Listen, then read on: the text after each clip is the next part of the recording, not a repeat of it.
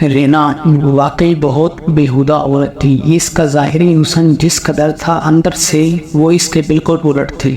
میں خود کوئی پارسا نہیں تھا، نہ ہی اس معاملے میں میرا کوئی غلط یا صحیح کا نظریہ تھا، مگر پھر بھی ہر چیز کی ایک حد ہوتی ہے، اور رینا تمام حدیں پار کر کے عورت کے مقام سے بھی نیچے آ چکی تھی۔ ایسی عورتوں میں میرے لیے کوئی کشش نہیں تھی۔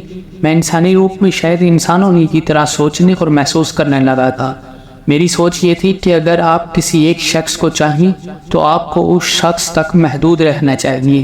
اگر کسی وجہ سے جدائی ہو جائے یا علیحدگی ہو جائے تو یقیناً آپ کو دوسرا ساتھی چن لینا چاہیے، اور پورے دل سے اور خلوص سے اس پر بھی اپنی محبت نچھاور کر دے۔ اگر ایک محبت ختم ہو جائے تو دوسری محبت ہمیشہ اس کی جگہ لے لیتی ہے۔ اپنے جذبات اور سچائیوں کو کسی ایسی شے کے لیے ضائع کرنا جو اس قابل نہ ہو، سراسر بیوقوفی ہوتی ہے۔ محبت کوئی ایسی چیز نہیں جو دوبارہ نہ ہو سکے، یہ زندگی میں ایک ہی بار ہو۔ محبت صرف پسندیدگی کی حد سے بڑھ کر جانے کا نام ہے۔ انسان غلط فیصلے کر سکتا ہے، غلط شخص کو چن سکتا ہے، تو ان فیصلوں کو وقت گزرنے سے پہلے درست کر لینا چاہیے۔ میں شاید کچھ زیادہ ہی سوچنے لگا تھا رینا کے بارے میں۔ میں نادیدہ حالت میں چلتا ہوا اپنے گھر کی طرف جا رہا تھا۔ رات کافی ہو چکی تھی۔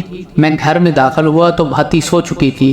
میں نادیدہ حالت میں اپنے روم میں ظاہر ہوا اور کمرے میں آ کر بستر پر لیٹ گیا۔ میرے پاس نادیدہ ہونے کی شکتی پہلے سے تھی، اور اب ترکن کی انگوٹھی کی وجہ سے میں کسی کے بھی دل کا حال جان سکتا تھا، کسی بھی حال یا مستقبل کے بارے میں جان سکتا تھا۔ میں نے ترکن کی انگوٹھی کو استعمال کرنے کا سوچا اور اپنے قبیلے کے بارے میں جاننے کا خیال آیا۔ اگلے ہی لمحے میری نظروں کے سامنے میرے قبیلے کے مناظر گزرنے لگے۔ سردار کے مرنے کے بعد اس کا بیٹا سرداری سنبھالتا ہے۔ اگر بیٹا موجود نہ ہو تو پھر سردار کا بھائی یا پھر قبیلے کے معتبر بزرگوں کے فیصلے سے سردار منتخب کیا جاتا ہے۔ میرے باپ کے مرنے کے بعد چونکہ اس کا بیٹا یعنی میں زندہ تھا اور سرداری کا حقدار تھا، اس لیے کسی اور کے سردار بننے کا سوال ہی ممکن نہیں تھا، مگر میری غیر موجودگی میں قبیلے کے معاملات چلانے کے لیے ایک نائب سردار یعنی میرے چچا کو منتخب کیا گیا تھا، جو تاحال نائب سرداری کی حیثیت سے قبیلے کی ذمہ داری سنبھالے ہوئے تھا۔ مگر قبیلے والے اس وقت پریشانی کا شکار تھے۔ ہمارے قبیلے کا ایک نوجوان ایک اور قبیلے کی شادی شدہ جن ذاتی کو لے کر غائب ہو گیا تھا۔ اس نوجوان نے کوئی ایسا عمل سیکھا تھا جس سے دونوں قبیلوں کے تمام لوگ اس نوجوان جوڑے کو تلاش کرنے سے قاصر تھے۔ اس معاملے میں کشیدگی اتنی بڑھ گئی تھی کہ دونوں قبائل جنگ پر آمادہ ہو چکے تھے۔ میں نے دل میں بھاتی کا تصور کیا تو مجھ پر حیرت انگیز انکشافات ہوئے۔ ترکن کا تحفہ انمول تھا۔ بھاتی پارسائی کا ناٹک کر رہی تھی اور حقیقت میں دعویٰ کی رکھیل تھی، اور اس کے بہت سے دھندوں کی شریک تھی، مگر اس کا دل دعویٰ سے بھر چکا تھا۔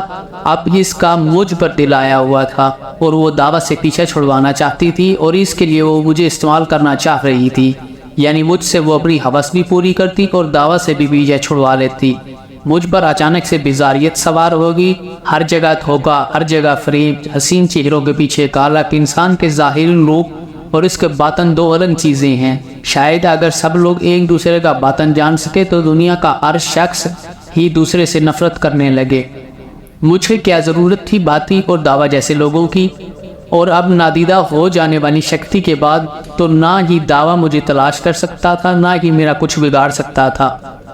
ایک لمحے کو دل میں خیال آیا کہ دعویٰ کے بارے میں بھی جان لو، مگر مجھے علم تھا وہاں بھی مجھے یہی گندگی اور غلاظت ملے گی، اور کچھ مزید قابل نفرت پہلو میری نظر میں آئیں گے۔ میری کوئی قابل ذکر یا ضروری چیز یہاں موجود نہیں تھی۔ میں منتر پڑھ کر نادیدہ ہوا اور بھاتی کے کمرے سے کچھ کرنسی کے نوٹ لے کر گھر سے نکل آیا۔ رات کا 1 بج رہا تھا اور اس وقت سڑکوں پر سناٹا تھا۔ میں چلتا ہوا سڑک پر آیا۔ دور ایک ٹیکسی کھڑی تھی۔ میں نے خود کو ظاہر کیا اور ٹیکسی کی طرف بڑھ گیا۔ ٹیکسی والے کو میں نے کسی ہوٹل کی طرف چلنے کا کہا اور پچھلی سیٹ پر بیٹھ گیا۔ بابو جی کس ہوٹل میں جائیں گے؟ ٹیکسی والے نے ٹیکسی سٹارٹ کر کے مجھے پکارا۔ کسی بھی اچھے ہوٹل میں، بس رات گزارنی ہے۔ صرف رات گزارنی ہے تو ساحل پر ہٹ بھی مل سکتا ہے، سارے لوازمات کے ساتھ۔ کیا مطلب لوازمات؟ میرا خیال ہے آپ یہاں نئے آئے ہو جی۔ مطلب شراب شباب جو چاہیں حاصل ہو جائے گا۔ چلو ٹھیک ہے، ہٹ کی طرف لے لو۔ 1 گھنٹے بعد میں ایک خوبصورت سجے سجائے ہٹ میں موجود تھا جو کافی مہنگا تھا، مگر مجھے پیسوں کی کیا پرواہ، ٹیکسی ڈرائیور کھانے اور لڑکی کا انتظام کرنے کے لیے جا چکا تھا۔ میں بستر پر دراز اپنی سوچوں میں الجھتا رہا، مجھے قبیلے جانا چاہیے یا نہیں، آگے زندگی کو کس طرح گزارا جائے، اپنی شکتیاں کیسے واپس حاصل کی جائیں، اس بخشو کو تلاش کر کے انتقام لینا ہے۔ اچانک میرے ذہن میں بجلی سی کودی، اپنی شکتیاں میں کیسے واپس حاصل کر سکتا ہوں؟ میں نے اس انگوٹھی کی مدد سے جاننے کی کوشش کی۔ میری نگاہوں کے سامنے ایک ناگن کا چہرہ ابھرا، چہرہ اس لیے کہ اس کا جسم انسانی تھا اور باقی جسم ناگن کا۔ اس ناگن کے خون اور آگ سے غسل کرنے پر میں اپنی شکتیاں واپس حاصل کر سکتا تھا۔ کون تھی یہ ناگن، کہاں تھی؟ میں اٹھ کر بیٹھ گیا۔ جاری ہے، ملتے ہیں اگلی قسط میں۔ شکریہ۔